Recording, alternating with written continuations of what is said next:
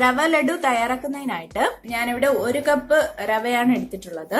ഇത് വറുത്ത റവ എന്ന് പറഞ്ഞ് കിട്ടുന്നതാണ്, എന്നാലും നമ്മൾ ഒന്നുകൂടെ വറുക്കണം. 1/2 കപ്പ് പഞ്ചസാര നമ്മുടെ മധുരത്തിനനുസരിച്ച് കൂട്ടുകയോ കുറയ്ക്കുകയോ ചെയ്യാം. 1/2 കപ്പ് തേങ്ങ വലിയ കഷ്ണങ്ങളായി കിടക്കുന്നതുണ്ടെങ്കിൽ നമ്മൾ മൊത്തത്തിലൊന്ന് മിക്സിയിലിട്ട് ജസ്റ്റ് ഒന്ന് പൊടിച്ചെടുത്താൽ മതി. അങ്ങനെ പൊടിച്ചെടുത്ത് വെച്ചിരിക്കുകയാണിത്. 3 ടേബിൾ സ്പൂൺ നെയ്യ്, കാഷ്യൂനട്ട് നമ്മളെ ഇഷ്ടത്തിനനുസരിച്ച് ചേർക്കാം. 20 ഗ്രാം കാഷ്യൂനട്ടാണ് ഞാൻ എടുത്തിട്ടുള്ളത്. ചെറിയ കഷ്ണങ്ങളായിട്ട് മുറിച്ചെടുത്തതാണ്. ഉണക്കമുന്തിരി അതുപോലെ തന്നെ നമ്മളെ ഇഷ്ടത്തിനനുസരിച്ച് ചേർക്കാം. ഞാനും ഒരു 20 ഗ്രാം ഉണക്കമുന്തിരി എടുത്തിട്ടുണ്ട്. 1/4 കപ്പ് പാല് ഞാൻ എടുത്തിട്ടുണ്ട്.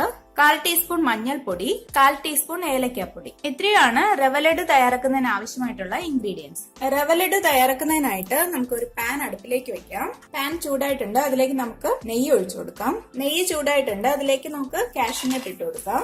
ചെറിയ തീയിലിട്ടാൽ മതി. കാഷ്യൂനട്ട് ഒന്ന് കളറ് മാറി വരുന്നവരെ ഒന്ന് മൂപ്പിക്കാം. ഇപ്പൊ നമുക്ക് ഉണക്കമുന്തിരിയും കൂടെ ഇട്ട് കൊടുക്കാം. ഉണക്കമുന്തിരി ഒരുപാട് മൂത്ത് പോകേണ്ട ആവശ്യമില്ല. ഈ സമയത്ത് തന്നെ നമുക്ക് എടുത്തു വെച്ചിരിക്കുന്ന റവയും കൂടെ ആഡ് ചെയ്ത് കൊടുക്കാം.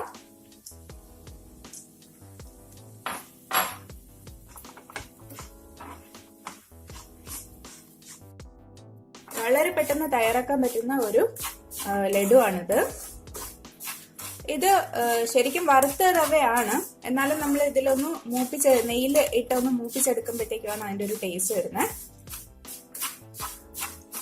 ഒരുപാട് അങ്ങ് മൂത്തു പോകേണ്ട ആവശ്യമില്ല. അതിന്റെ ഒരു മണം വരുന്ന സമയത്ത്, അതുപോലെ ഇതൊന്ന് ഇങ്ങനെ എടുത്തു നോക്കുമ്പോൾ തരിതരിപ്പായിട്ട് തോന്നുന്ന സമയത്ത് നമുക്കിത് അടുത്ത സ്റ്റെപ്പിലോട്ട് പോവാം. അതുവരെ ഒന്ന് മൂപ്പിച്ചു കൊടുക്കാം. ഞാനിപ്പോ ചെറിയ തീയിലാണ് ഇട്ടിട്ടുള്ളത്.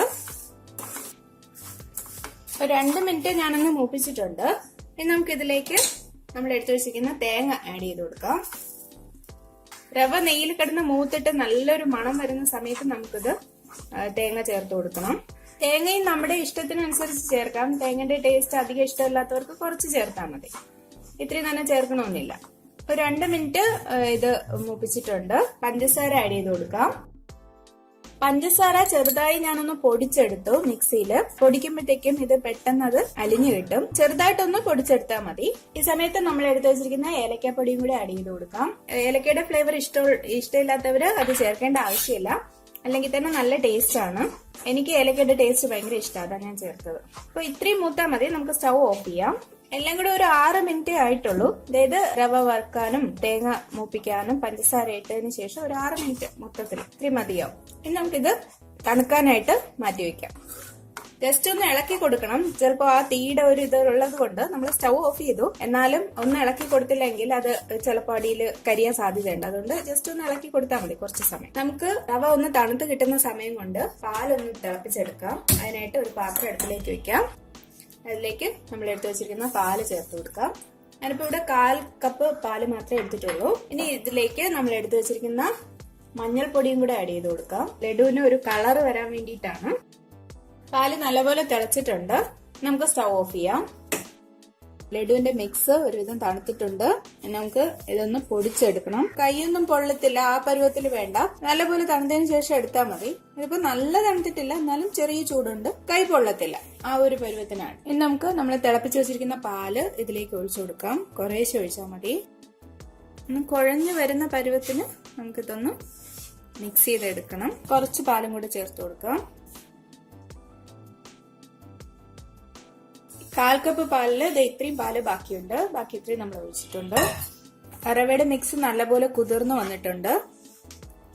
ഇനി ഇത് നമുക്ക് ഉരുട്ടി നോക്കാം. ഈ ഒരു പരുവത്തിൽ നമുക്ക് എല്ലാ ലഡു ഉരുട്ടി വെക്കാം. വളരെ ടേസ്റ്റി ആയിട്ടുള്ള ലഡു ആണ്. പെട്ടെന്ന് തയ്യാറാക്കാൻ പറ്റുന്ന ഒരു അരമണിക്കൂർ മാക്സിമം, അത്രയും മതി നമുക്ക് ഇത്രയും വളരെ ടേസ്റ്റി ആയിട്ടുള്ള ലഡു തയ്യാറാക്കി എടുക്കാനായിട്ട്. അപ്പൊ നമ്മുടെ റവ ലഡു തയ്യാറായിട്ടുണ്ട്. ഇപ്പൊ ഒരു 17 ലഡു എനിക്ക് കിട്ടിയിട്ടുണ്ട് 1 കപ്പ് റവയില്. എല്ലാരും ട്രൈ ചെയ്ത് നോക്കണം. ഇഷ്ടമായെങ്കിൽ ലൈക്ക് ചെയ്യണം, ഷെയർ ചെയ്യണം, സബ്സ്ക്രൈബ് ചെയ്യണം. നിങ്ങളുടെ വിലപ്പെട്ട അഭിപ്രായങ്ങൾ അറിയിക്കണം. വീണ്ടും പുതിയൊരു വിഭവമായി നമുക്ക് കാണാം.